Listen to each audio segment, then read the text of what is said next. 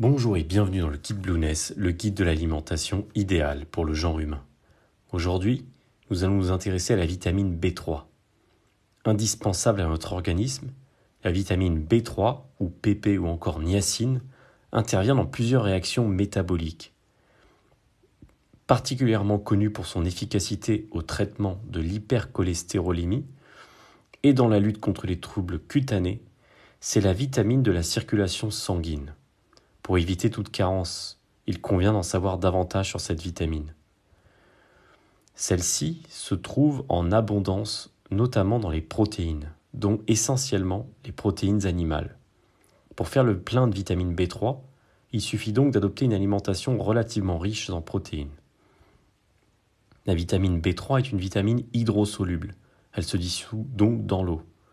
Son autre dénomination, la niacine, vient de deux composés voisins, dont l'acide nicotinique et le nicotinamide, tous deux ayant la même activité biologique. La vitamine B3 joue un rôle important dans les mécanismes de respiration cellulaire.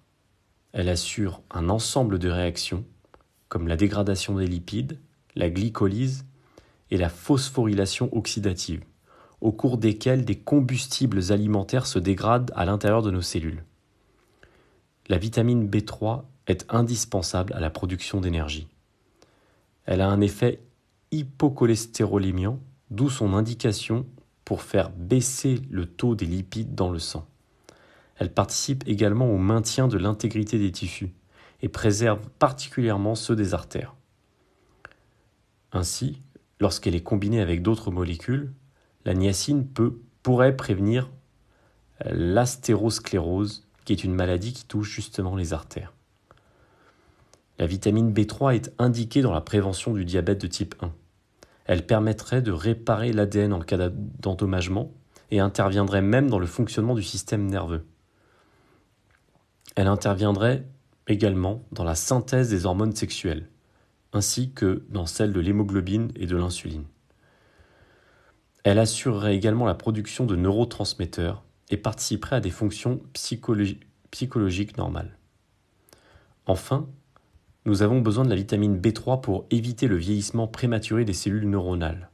Elle préviendrait ainsi les maladies neurodégénératives comme la maladie de Parkinson ou l'Alzheimer.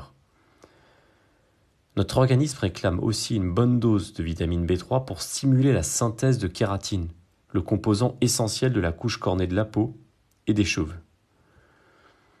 En termes d'apport, notre organisme a besoin d'absorber quotidiennement environ 16 mg de vitamine B3. Ce besoin varie ensuite en fonction de l'âge et de l'état de chaque individu. Les femmes enceintes ont un besoin accru en vitamine B3, tout comme les sportifs. Lorsqu'elle est utilisée comme traitement médical, la vitamine B3 s'impose à des dosages plus élevés que ceux de l'apport nutritionnel recommandé. Par contre, une automédication à la vitamine B3 est proscrite, car malgré ses bienfaits, elle pourrait avoir des effets néfastes à forte dose fréquente. Alors, où la trouve-t-on ? La vitamine B3, nous la trouvons principalement dans certains aliments d'origine animale. Ce sont essentiellement les abats, les poissons gras comme le thon ou le saumon, la volaille comme le poulet et la dinde, le lait, les œufs et la viande. On la retrouve également dans les aliments céréaliers, ou encore dans les graines germées, les arachides, les pommes de terre, les légumes secs, les fruits, les légumes. La levure de bière complète également les apports conseillés en vitamine B3 au quotidien. Pour rappel, la vitamine B3 est hydrosoluble. Elle s'échappe dans le jus des aliments et l'eau de cuisson. La cuisson à la vapeur est donc vivement conseillée pour éviter une déperdition. Il est également recommandé de faire cuire ces aliments à l'étouffée et de consommer le jus des viandes et des abats. Au fur et à mesure que nous grandissons et que nous vieillissons, nos besoins en vitamine B3 évoluent. Il convient donc d'adapter les apports en fonction de ces besoins pour éviter toute carence. Consommée à une dose importante, la vitamine B3 peut causer une vasodilatation des vaisseaux, responsable des bouffées de chaleur et de fortes démangeaisons. Une dose de 700 mg par jour peut se révéler toxique pour le foie.